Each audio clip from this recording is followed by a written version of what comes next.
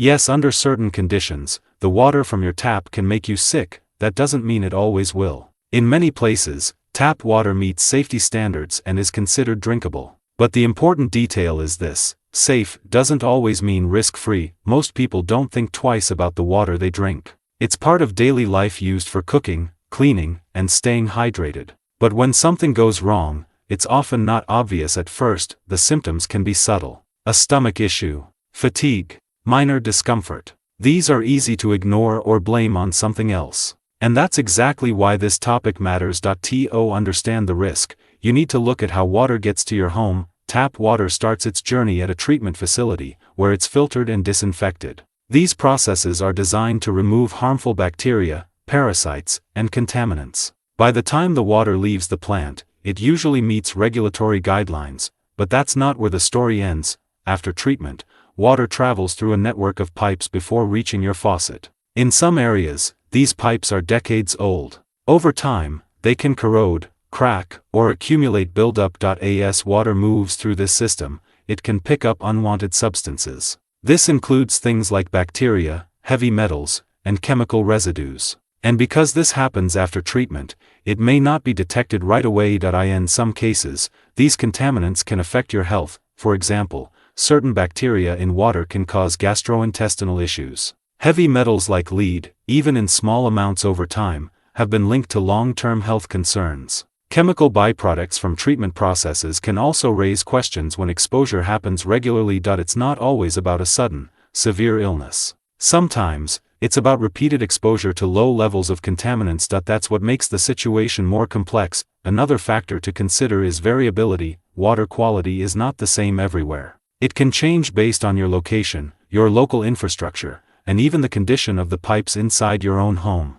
Older plumbing systems may introduce additional risks, especially if they haven't been updated. Even the time of day can make a difference. Water that sits in pipes overnight can absorb more from the materials it's in contact with. That means the first glass you drink in the morning might be different from the one you pour later in the day. And then there are external factors. Heavy rainfall, construction work, or maintenance on water systems can temporarily affect water quality. These changes don't always come with clear warnings. The water may still look clean, even when something has shifted. This leads to a common misunderstanding. If water looks clear, people assume it's safe, but clarity doesn't guarantee purity. Many contaminants are invisible. They don't change the taste, smell, or appearance of water in a noticeable way. That's why relying on your senses alone is not enough. So, can tap water make you sick? Yes, but it depends on multiple factors. It depends on where you live. It depends on the condition of your local system. It depends on what happens between the treatment plant and your home,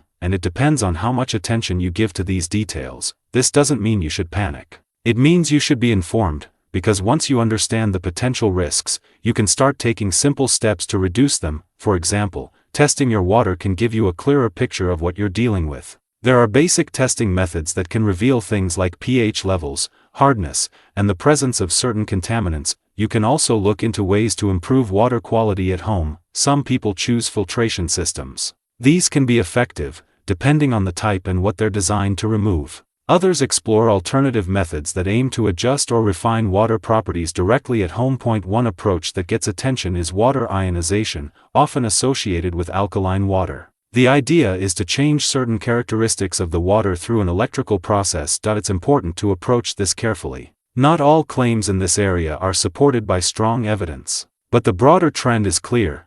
People want more control over what they consume, and that brings us to the key insight. The risk is not just in the water itself. It's in the lack of awareness about how that water changes before it reaches you. When you assume everything is fine, you stop asking questions. And when you stop asking questions, you miss opportunities to improve your situation. But when you start paying attention, things shift. You begin to notice patterns. You start to understand how different factors affect your water. And you become more capable of making decisions that reduce uncertainty. This doesn't require extreme measures. It starts with simple awareness, understanding where your water comes from, knowing how it gets to your home, recognizing that conditions can change over time. From there, you can decide what level of control you want. Some people are comfortable with basic filtration. Others want a more hands-on approach. The right choice depends on your situation, your budget, and your priorities. The important thing is that you're making a conscious decision, not just relying on assumptions. So, can tap water make you sick? in certain conditions, yes, but more importantly, the risk is something you can manage once you understand it. Ignoring it leaves everything up to chance, understanding it gives you options.